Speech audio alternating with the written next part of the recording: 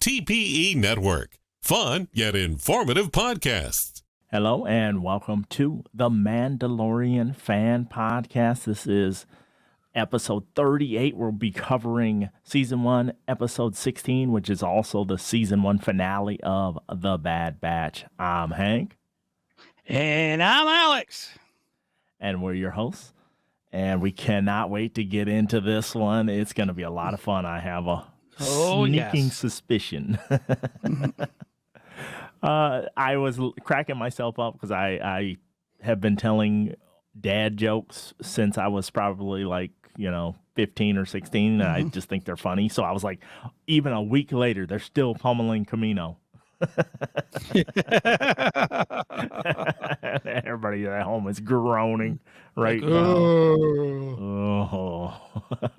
So the team definitely didn't make it to the ship. That's what I put in the notes. I was like, I remember I was speculating last week because I was kind of like loopy. And I was like, did they make it to the ship? And Alex told me, nope, they didn't make it to the ship. Not yet. They were on their way. And the facilities have collapsed into the sea. I thought they did a phenomenal job of animation for this sequence. What did you think? So probably my greatest fear in the world is being trapped underwater like that. And so, of course, I grew up right along the water. So I was like born and raised along the water. So you think I'd be accustomed to it. But I always had this recurring nightmare of driving off into a lake or something and just floating there and then sinking. And so that's that's one of my biggest fears. And so just about the whole episode, our heroes are, right, below the water trying to escape. And we weren't really guaranteed that all were going to make it. I just saw a cattail. I just started laughing my head off. Yeah, that's my cattail. I'm part cat. Just all of a sudden it was like, that was cool. That's awesome. That's awesome. Say hi, Nancy. Hi. That is so cute. That's my parrot cat. She's my companion. She's with me always. That's good. Huh. All right. Sorry. I just had to say something. Omega and AZ are trapped with Crosshair being stuck under a bunch of rubble, and the room is flooding, and Omega is able to break free of that rubble. When she started shooting that energy bow, they have more confidence in her than I do at that moment, because I was a little having flashbacks to when she first got it. So yeah, we have some doors that separate Omega and Crosshair from the rest of the group, and Crosshair is kind of trapped underneath some rubbish, I guess you could say, some debris. And again, I don't know if anybody was having flashbacks from Titanic, but I sure was. In fact, there's a really cool scene later on that I'll tie right to it. So that's a good one. I didn't even think of that. That's good. Good job. All right, as the rest of the team, they're getting that door open. I thought that was a little unbelievable that Wrecker was getting that knife in there, digging that knife in there real good. I guess you could, but man, that'd be one heck of a blade on there. Maybe. I don't know if you're paying attention, but it kind of it looked like it had some type of a silhouette. And there was a type of a blade called a vibro blade. Yes. That Mandalorian. kind of came, and it kind of came out before the lightsabers did. So, early Jedi, at least according to early Star Wars lore. I don't know how it is with the Disney-fied Star Wars canon, but this was kind of the first weapon that was used by the Jedi before lightsabers. Nice. Now, Omega looks over the destruction before they fall even further down to the ocean floor as Crosshair decides to, reluctantly go with the team. And when she stopped like that, I think it almost felt like she was in shock or something. That's how I took it. Yeah. So what's happening with everybody? So they're going to the bottom of the ocean. So they're kind of tipped like that. So again, very much like Titanic. And then they get to the bottom where they level off. And to me, I kind of find it kind of unbelievable that, everything doesn't go to water doesn't start seeping in everywhere at that time. But I think the Kaminoans, if that's what we call them, I think they were prepared for things like that. Oh, yeah. And so they try to keep things watertight as possible. And again, reading up on Camino, there was a time in which Camino had a lower water level. And so the Kaminoans, again, I don't think I'm saying that correctly, but anyway, they had to adapt, and that's where they had kind of like the domed and platform cities with the rising water levels. Okay. I like it. All right. Crosshair says that they threw their loyalty away, but he's quickly retorted with following blind makes you a pawn. Oh, I love that comeback. I thought that was a perfect comeback for that. Oh, yeah. That was excellent. And so again, you're kind of seeing like Crosshair. He's still kind of, I'm not so sure about, joining my former colleagues. But right now, they have to be together in order to survive. Yes. You're not getting through this alone. That's for sure. Now, Omega has a plan to go through the tube systems, and then Wrecker and Crosshair, they have a dust up when Tech intervenes and tries to, like, you are who you are, and you are who you are, and that's not going to change. And I was like, wow, this is getting just almost like a family dust up that you would have in real life, where people are intervening that aren't going to pick a side per se. He has a different desire, but it doesn't mean, they still can't get along. That is a great point. Great one. So now this giant creature is after them too. And I was thinking to myself, how smart of a creature is this that it knows to try to go and disconnect that thing, that tubing now? And then why didn't it just do that before when the city was intact? You know what I'm saying? Right. So we're all right now having episode 1 flashbacks with these giant sea creatures. And so it's really cool because, this thing is kind of like swimming right alongside as they're going through the tube. And then, it's going to kind of like the end of the tube to try to detach the tube, I guess. Yep. And so, highly intelligent. And I know Omega makes reference to, usually they're protected. And then, the droid kind of AZ gets things going just for a little bit, enough to scare the poop out of the sea monster and for it to flee. What I was thinking during that? It would be the worst when we were kids. Kids used to lick batteries, those 9-volt batteries. But getting shocked inside of your mouth would be the absolute worst place to get shocked at, I would think. Like, that's on something. in humans, that's where some of our really sensitive nerves are, right inside our mouth. So, yeah. Oh, I felt every bit of that when he was getting fried. I was like, yikes. Sticking your tongue on a 9-volt. Oh my goodness. We used to do that too. So I'm glad I'm not the only crazy dumb kid. That was the least of my stupidity, probably. They make it to Nalase's private lab, and Omega was made prior to the Bad Batch. I don't remember that.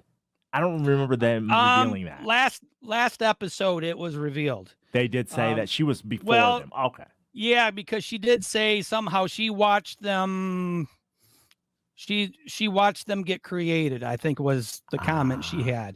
Okay. So, I thought she was just loopy or something. I was like, no. Sure, kid.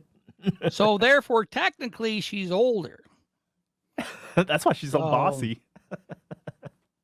She's Yeah. older than them. The next tunnel is destroyed. So they got all this way, and that tunnel is destroyed. And Crosshair throws the barb at Omega's plan. That's what you get for following a child and stuff. And I was like, what a jerk, man. Then he goes at Hunter too over this thing, and Omega talks to Crosshair. You know, she's just trying to keep the peace at this point, and he's a jerk to her. Like, go away. Yeah. I was like, wow, if you guys really want me to dislike this character, mission accomplished. Because he's just too much. I don't remember him being like that prior to the chip taken in effect, though. But yep, right. He was like persistent, but he wasn't just a jerk. Like they've written him to be just an absolute jerk, and I'm like, oh, okay, you know, is this I don't want him back on the team at this point, you know. AZ and Omega plant charges as the Bad Batch get inside tubes. Oh man, I was like claustrophobic. This was a brilliant idea, simply because simply because they were talking about buoyancy and how they're just going to like pop right to the top, and I thought that was pretty brilliant. But you know, you need to avoid the debris, and so that's what AZ's job was. And as we know, prior to that, AZ's battery supply was going. Excuse me. AZ's battery supply was going low, and so we knew that was going to come into play as well. Yes. And the foreshadowing when she's like, you're doing a great job. And then he's like, I don't feel so good. I was like, that's the worst foreshadow of all time. We're almost there. You're doing great. Oh, should have had energizers. Got to go back into running Star Tours. Can I pour a little water on this scene? Would you get the bends even if you're in a little tube and you come up too fast? Yeah. Or would you only get the bends if you're outside of a tube coming up? No, well, it depends on if there's any type of pressurization going on inside the tube, which there could be. Okay. But in all reality, I highly doubt it. So if you're like at a certain depth, you know, I know you're supposed to go up kind of slowly, and you know that's why we have bariatric chambers for divers, so you know they can spend some time in there so they don't get the bends. Yes. But yeah, you could very well get the bends. Even, you know, physics still works the same in the Star Wars universe as it does in ours. Except for some of the space explosions. Yeah. You can't hear anything. Zoom, zoom in space. Omega goes after AZ. You know she was going to do it. As soon as it transpired, I was like, well, here we go. We're back at scratch. But she's able to... So we have the stupid Mike moment right here. You're giving it to Omega? I'm giving it to Omega. And right here, not only that, but how many of you that watched the movie Titanic were Omega was holding on to AZ, and then I think all of us were expecting Omega to tell AZ, I'm never going to let you go. Oh. There's room in that tube. Let me in. No, I'm just kidding. So she goes ahead and does that. I'm like, it's a droid. It's not a person. Right. Sorry. On Star Wars, even though they have. Yeah, even though, you know, each droid seems to have its own type of personality. Right. But I don't know. I guess if you're attached to it, yeah, kind of like, you know, how we're attached to pets and stuff. They're kind of part of our It's family, like losing my cell phone. I'd be like, oh, no. Yeah. Dive in the water. Like, yeah. I didn't know he was Aquaman. And you're like, oh, gotta get that phone back. So Hunter is going in. But Crosshair, it looked to me like he pulled a gun on him. I was like, is this how it's going to go down? I was getting angry.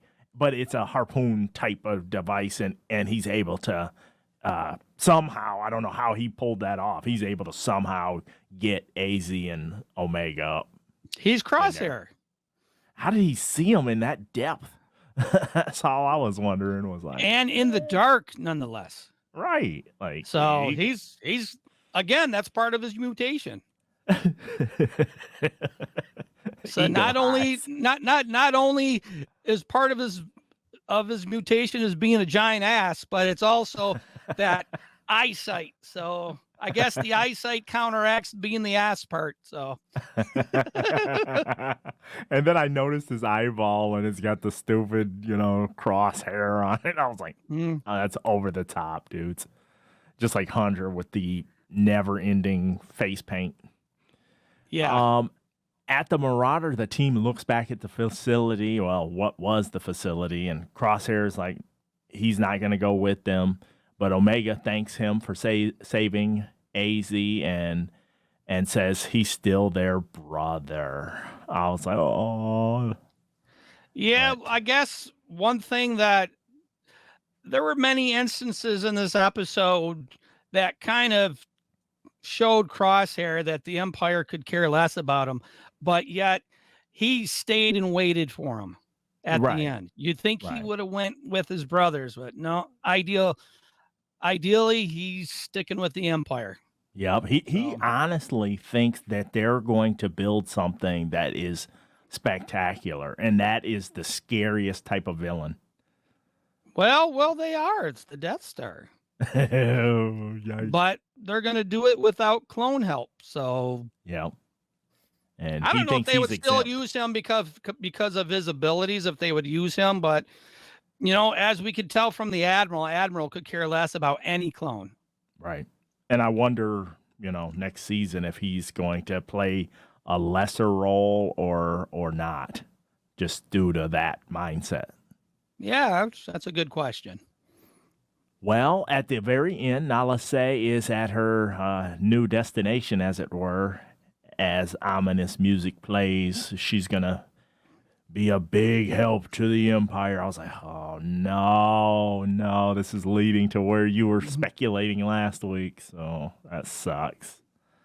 Now, did you notice the uniform of the scientist she looked in that familiar. scene? She looked very familiar to me. Not so much the character, it's the uniform. Okay. Now, the uniform, we saw this in Mandalorian. Awesome, the cloning. So, yeah, the doctor that we see in the cloning. So, Pershing. What we're going Dr. Pershing. Yeah, Dr. Pershing. So, what we're going to see here is, that's kind of a bridge between that, even though it probably takes place about 20, 30 years later. Yeah, so the Empire is going to do some cloning of their own, not so much clone troopers, but as we know, they're going to try to clone some force sensitive beings. And this is how we get Grogu. I like it. Exciting. Well, do you want to rate this episode? Okay, I don't think there's any shadow of a doubt what I rate this episode because I loved every single part of it. The only thing I was slightly disappointed with was the end because we didn't get that aha cliffhanger. We just got a little tiny one. And so technically, if we did not have a second season, this was kind of, you could have end it right here. So, but I rated a 10 nonetheless because it was just, nonstop stuff going on. And yeah, most of the episode had to do with their escape, but it also had to do with trying to repair that damage of a bond between the Bad Batch and Crosshair. And I think if anything, at the end of that episode, Crosshair, even though he disagrees with his brothers, there's kind of a respect going on there, and vice versa. I agree with you. I liked it just a pinch less, and I'll tell you why. I'm going to give it a 9 out of 10 because I was kind of hoping for a resolution per se of the Crosshair story, be it he dies, be it he rejoins them, what have you. I know it seemingly looks like he's going with the Empire and this will continue or whatever, but I kind of wanted to tie that up one way or the other on this and not let this linger into season 2 and so on and so forth. That'd be my only pick of this episode. Okay. And with what you said earlier, it's like, there's a pretty good chance we're not going to see much of him at all next season. That's what that's another thing. And so because his story was kind of told, but and he chooses with the Empire. So I guess we'll have to wait for next season to kind of find out what happens. Yes. Alex, anything else you wanted to talk about? We're recording this early this week. So that's why there's no feedback, because we're kind of recording the same day as launch. I'm going to be out of town, so it's all my fault. So I apologize. No, it's not. It's not a big deal at all. So one thing that I really liked about this is we got a lot of history in the Star Wars lore during this season. We got how we went from clone troopers to Imperial stormtroopers. Okay. And we saw, what became of these cloning facilities. However, Camino, I can't believe that's the only platforms on Camino, because it's a whole planet. I'm sure there's others on that planet with the same type of platforms, they're just not cloners, I guess. Right. But I don't know. I was kind of surprised. One thing I'm going to say real quick is I was kind of surprised at how many Star Wars fans are not watching The Bad Batch. And to me, that's kind of surprising because I don't know. There's a lot to watch. I really think that from the first episode, we get those Rebel tie-ins to Rebels. And then, we get Rex throughout the season, which ties bounty in. Hunters. Yep. We got, that ties in. So if you watch Clone Wars, but if you're a Star Wars fan, didn't watch Clone Wars, then I guess that stuff might be meaningless to you. But right. I thought it was great. I get a lot of email about what do they need to watch, and I found this cheat sheet that shows you, instead of having to watch all of the episodes of Clone Wars and Rebels, there's specific episodes they tell you to watch in what order, and it gets you right into this. And it's a lot less than trying to indulge all the seasons. So you probably get rid of a lot of filler. I mean, there's probably, like this season with Bad Batch, there's probably maybe about 2 or 3 episodes, we probably could have done without that. Yep. Didn't really matter to the overall plot of the season. Yeah, I agree. And they could have done 12 tight episodes, a little longer, and just been a really tight and nice story. But it was great overall. Yeah, I think if anything, what I'm going to do is I'm going to watch both part 1 and part 2 back to back to see if that has a better flow. Yeah. Good idea. I should have done that, even though it's the day of. I still should have done it that way. But overall, really enjoyed it, and I thank you for coming along on this journey, Alex. I wouldn't miss it. I think Star Wars, I'm there. And I can't wait for whatever's next. I can't remember which series is coming next, but I know Book of Boba Fett will be here this December. I think late December, early January, we're gonna have Book of Boba, so join us for that.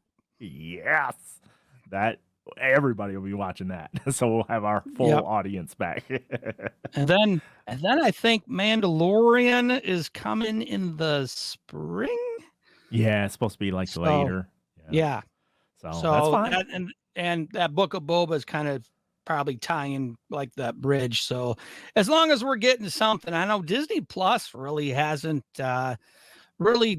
disappointed with the amount of content they've been coming out with the last few months. We get a lot of Marvel Universe stuff. I don't know if anyone's been watching the What If series. I started watching it this morning after Bad Batch, and it seems pretty good. Reminds me of the old issues of What If I used to read as a kid, and I still love those stories today. Me too. I'm telling you, I grew up on those, and yeah, that was a lot of fun. A lot of fun. Well, all right, that is going to do it for this edition of The Bad Batch. And Alex, as always, thank you so much. Hey, thanks for having me. So until the next time, we're signing off. See ya. TPE Network. There ain't nothing else like it.